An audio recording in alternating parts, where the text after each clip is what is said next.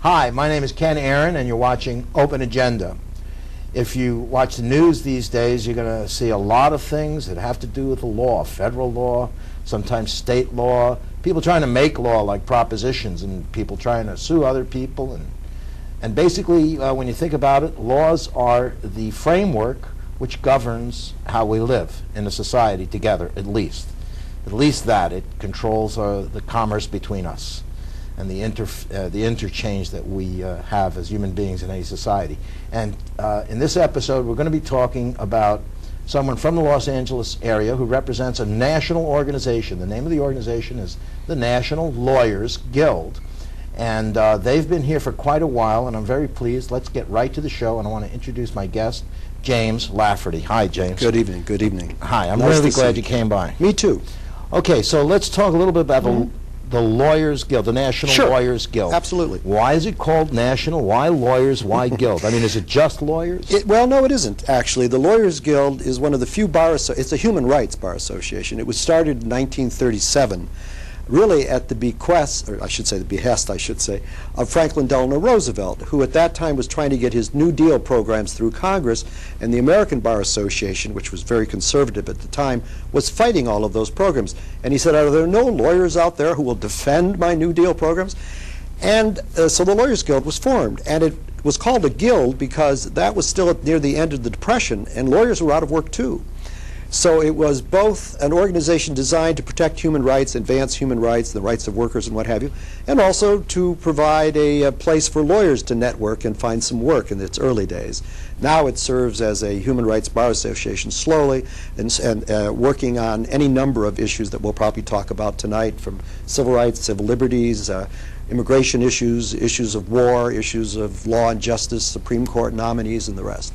Well, now, the American Bar Association, one of their major activities is rating or accrediting judges. Because I mean, there used to be. I think this administration said, I'm not going to put up with that anymore. I want my man in. And this administration has turned to a very, very conservative group called the Federalist Society. It's a bar association of sorts of very conservative lawyers.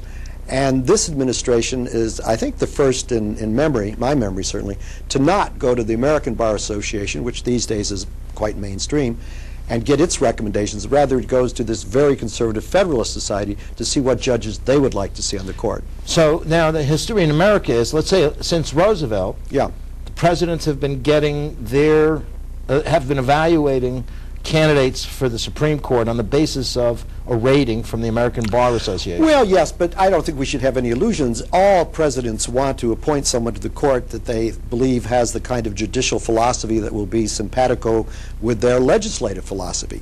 As I say, Roosevelt was looking to have judges come onto the court who would be more sympathetic to his New Deal, these more progressive liberal programs. Bush clearly is looking for folks who would be more sympathetic to his far more conservative programs. That's not really a surprise. The notion that it's ever been a very scientific process or a nonpartisan process is a myth. It may be uglier these days than it has been in the past, but that's probably only because politics seems to be uglier these days perhaps than it has been in the past. But it's always been political, and the Supreme Court itself has always been very political. The notion that it makes its decisions in some kind of blind justice way, you know, those scales going back and forth.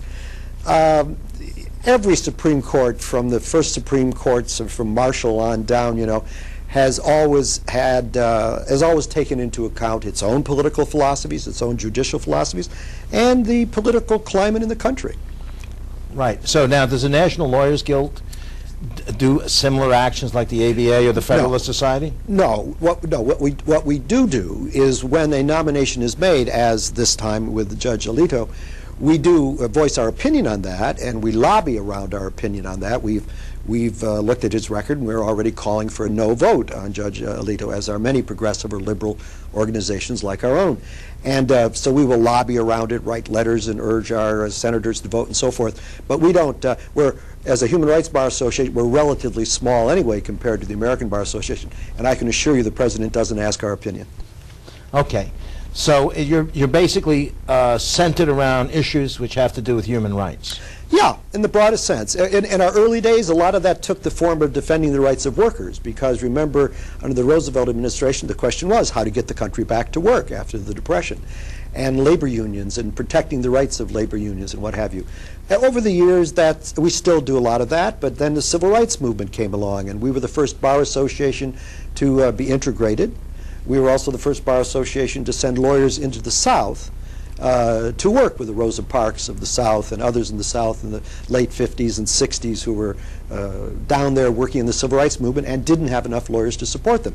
Later, the Vietnam War comes along, or and the Lawyers Guild set up draft counseling clinics or military counseling clinics, or provided defense for those who were arrested in anti-war demonstrations. And then immigrant rights has become a big issue, and so we work in that area. Kind of as we follow our clients, we follow these movements. As movements for social change ebb and flow and develop in this country, we offer our services to those who are trying to, from our point of view, improve the status of the average man and woman in the country.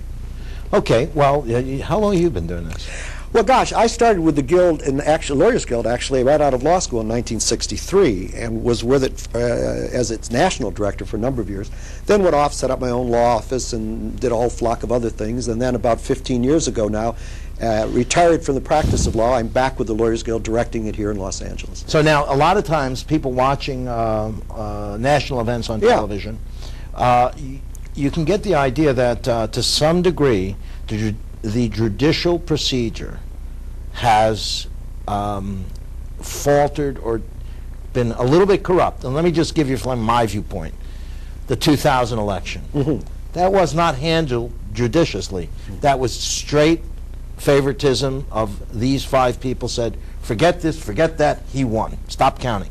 Or in other issues like that, where what the court does or what the laws say is bypassed. The president, the current president, is ignoring a lot of the constitutional laws.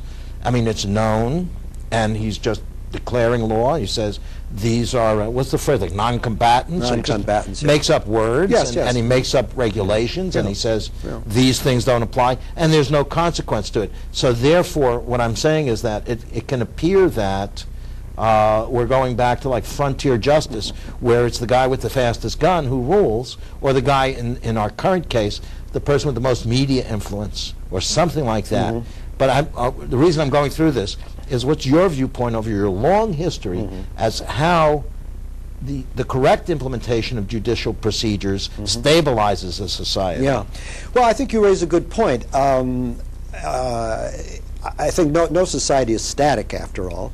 I think I said a few moments ago that I do think, well, I think that the case that you started your discussion with, Bush v. Gore, is an example beyond the normal realm of politics at the Supreme Court level. As I say, the Supreme Court has always been a political body. But Gore, Bush v. Gore, unless you're a very conservative jurist or lawyer in this country, if you're a middle-of-the-road lawyer or liberal lawyer, either one in this country, or professor of law, almost, I think there's unanimity around the fact that that decision was a politically made decision in a rather naked manner, as you were alluding to. It's also true that this president and many other presidents often follow the law with a wink and a nod. One of the worst examples of that in recent times, and it hasn't just been this president, it was true during Vietnam as well, it was true during Korea. No real formal declaration of war was ever made, and yet it's clear in the Constitution that a formal declaration must be made by the Congress. But both because Congresses are often politically too chicken, if you will, or too timid to want to firmly declare war, they have it declare a state of emergency, or they grant the president certain emergency powers and so forth and so on. That's what we've done again with Iraq. There's been no formal declaration of war. The president has waged war more or less on his own, and all the Congress has done is vote him money to do it. They haven't said yea or nay to the war, except with the purse, which of course is critically important. Certainly we know there have been many administrations over the years that have been even more corrupt. There's a lot of corruption now being shown in this administration. There's been corruption in virtually every presidential administration. I'm not familiar enough with history to know if that was true of George Washington or not, but certainly in my lifetime, almost any president you could point to, there's been a certain level of corruption. Power corrupts, ultimate power corrupts ultimately, as they say, and fully. There does seem to be a sense, I will acknowledge, in this administration that almost the sky is the limit in that regard. And I think they've taken advantage of certain circumstances that they were looking for. You know, there's a very interesting document in this regard that relates to the law. It was called the Plan for the New American Century. And in it, Rumsfeld and Pearl and all these folks that drafted up in 1999 said what we really need in order to further our imperialist designs, what we really need is a catastrophe like Pearl Harbor, you know, something around which the nation could be united. And then 2 years later comes 9/11, of course. And Condoleezza Rice, what does she do immediately after 9/11? She calls together all of the Security Council people and the National Security Council, and she says, how do we take advantage of this opportunity? Now, for the families who lost loved ones in the World Trade Center, I dare say they would not have been happy to be at that room and learn that that was an opportunity that the administration was looking for, and it was. And they seized on it. Some people think they did more than that, but they at the very least seized on that opportunity of 9/11, if you will, from their point of view opportunity, to instill great fear among the American people, to convince us that Saddam Hussein had something to do with 9/11, to convince us that we had to go to war to make ourselves safe, to pass a 395-page long USA Patriot Act that no more than 6 members of the Congress, by their own admission, had fully read before they voted on it. There were 6? 6. Well, I'm surprised to hear that. Yeah, I'm surprised. I'm not so sure. And so all of that, you see, that kind of when a nation is attacked, and that's been true at other times. Pearl Harbor, obviously, allowed the United States to do something it had wanted to do, which was to get in the war, and rather than just support England in the war, to get in the war itself, because after all, the world was going to be carved up at the end of that war. Everybody knew that. The U.S. wanted a piece of the pie. And there were and even the vaunted FDR took some actions which could be considered a violation of civil liberties in terms of the internment of the Japanese, and Truman and others. People have done that, you know, and it goes way back in American history with the Anti-Sedition Act of and so forth. 1789 or whatever it was. Right, but this for our audience, this secret document, what was the secret document? Plan for a New American Century? Plan for a New American Century, yeah. And, is this a secret document? Well, it's not secret now. You can find it online. It was private for a time. Speaking of this document, Senator Kennedy has said that it's a call for a 21st century quest for empire on the part of the United States that no other nation in the world can, or rather should or will accept. Kennedy calls it that, a plan for empire, and indeed.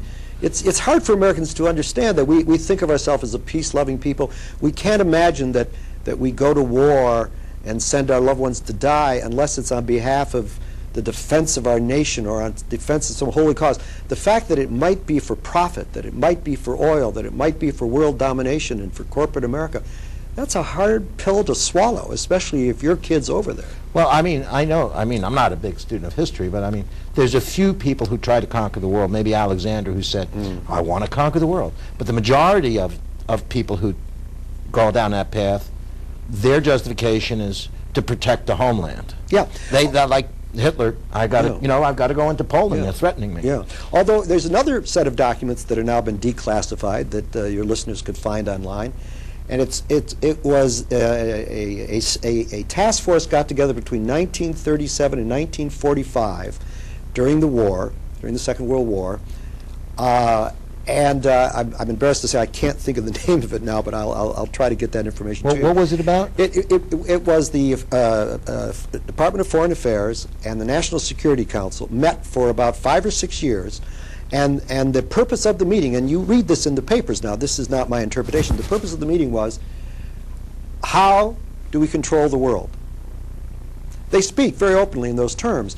They knew that at the end of the Second World War, Britain was going to be weakened, the U.S. was going to be stronger, the Soviet Union was going to be a threat for world hegemony from their point of view, and so they wanted to know, and they talk in this document, how can we begin to carve up the British Empire and get it for ourselves, you see.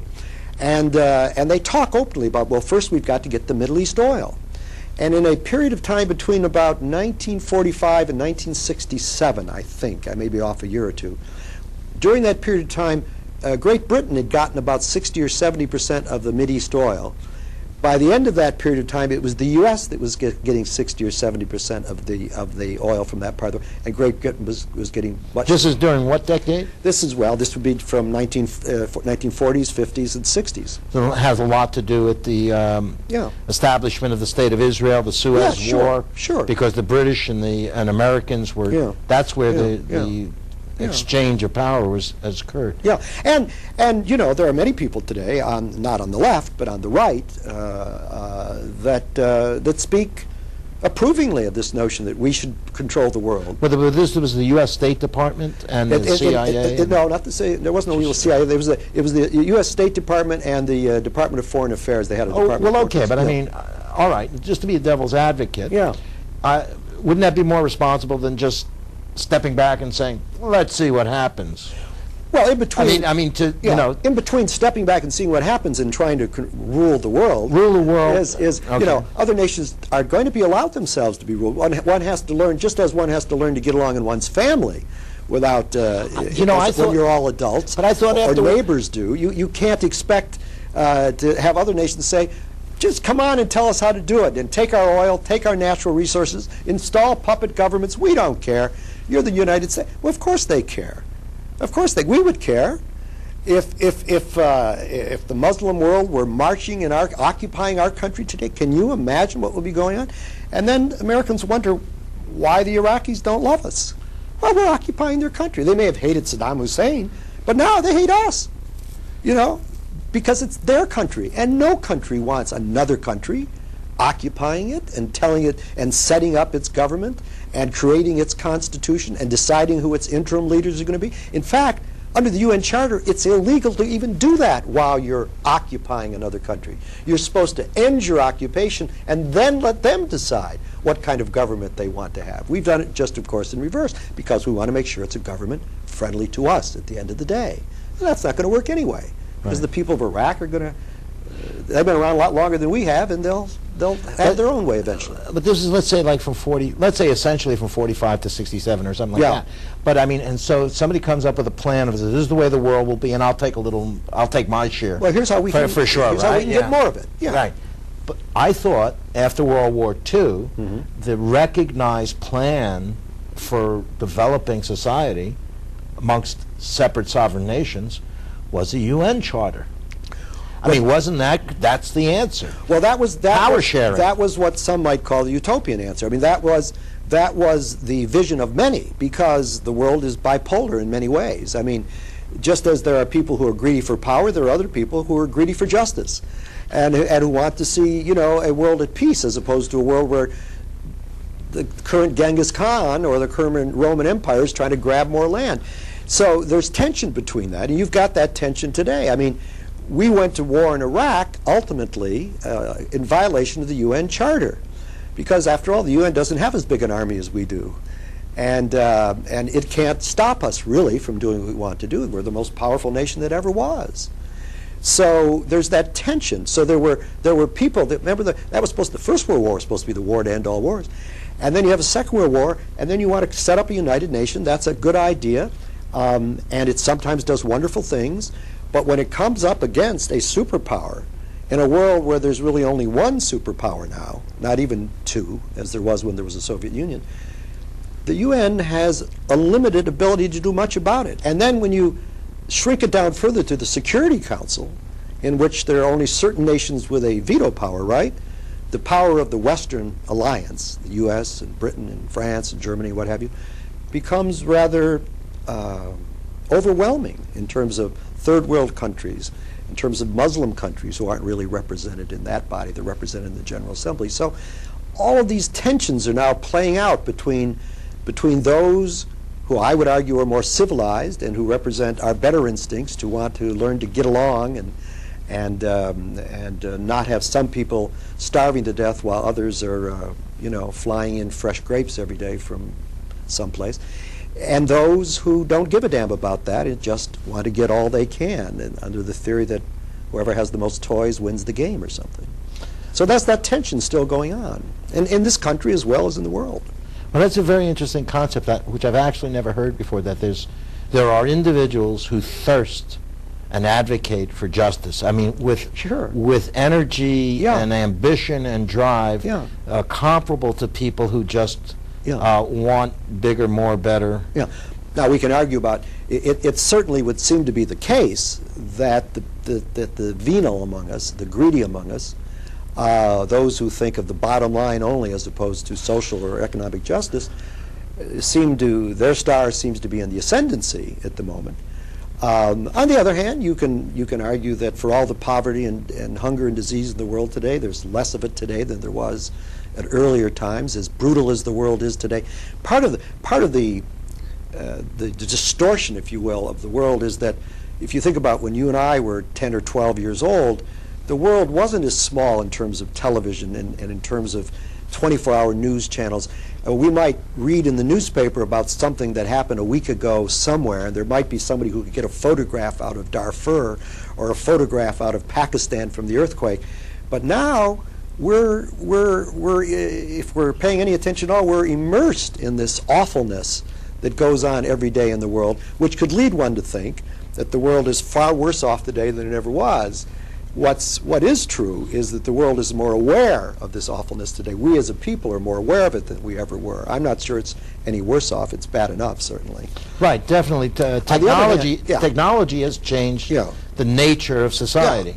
Yeah. And following from that, therefore, the one way in which I do think we're worse off, and it could be the trump card, is around the environment, because while justice or injustice can be fought back and forth, the Lawyers Guild, our motto is justice is a constant struggle. It's not, you don't just have one inning and the game is over. But you can finally pollute the planet. You can finally destroy the ozone to such an extent that it's unrepairable, and life can become unsustainable on Earth. And there are an awful lot of people who think we may be not more than 50 or 100 years away from that at our present pace of destruction of rainforests and all the rest. I'm not a scientist. I can't make a judgment about that, but I think we ought to be concerned about it, because people who have no axe to grind, who aren't trying to defend the corporation's right to cut more trees down in the Amazon, are the people who are telling us that the world is in danger if we continue to cut those trees or continue to emit those gases into the ozone layer, continue to burn fossil fuel and so forth.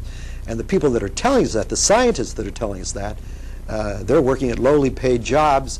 They're not on the payroll of General Motors or Exxon or somebody else. And so I'm inclined to believe them when they tell me that and that's something that we don't get a second chance at. Right, we can get to a tipping point where there's irrevocable damage. Yeah. I mean, personally, I concur with what you're saying. There's a lot of times when I hear about some awful decisions or programs or things that have been done this way and that, and I say, well, when it comes down to it, it's a piece of paper.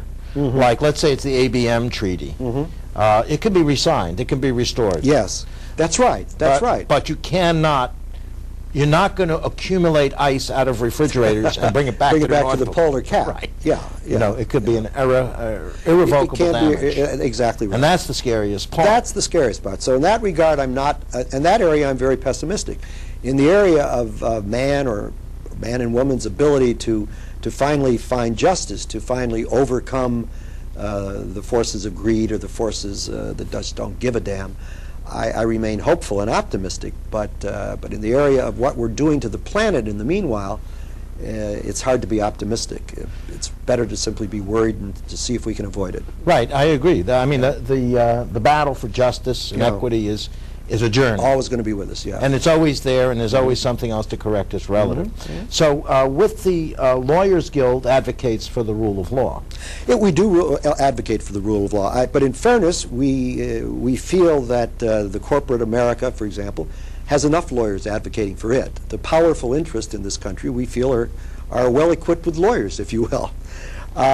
And the people that aren't well equipped with lawyers or can't afford lawyers are the people that we offer our services to. So, in other words, to establish justice, essentially all you have to do is look for the undefended. Look for the interest that isn't represented, because that's going to be the side that's getting beat up. And that's not by definition, that's inequity. That may seem simple. I frankly think that's as good a formula for finding what you need to do if a lawyer that wants to do good work on behalf of people's rights. That's as good a way of any to look at it. In other words, where is some interest being unrepresented? Because the moneyed class in this society is represented, as I say, whether it's corporate America or some rich, I forget now, I just saw it in the paper again today, the percentage of major corporations in America that pay no income tax whatsoever. And you and I are paying income taxes. The tax rate itself, which when I was a child went up very high on the super rich, the rate of tax they had to pay. Now it's not much different than what a poor person has to pay. Right. So the corporate forces, the moneyed forces in the country have the upper hand at the moment. Labor unions are weaker. Corporations are stronger. The gap between rich and poor in America is greater than ever. We're now, in fact, economically speaking, the most non-egalitarian nation in the industrialized world.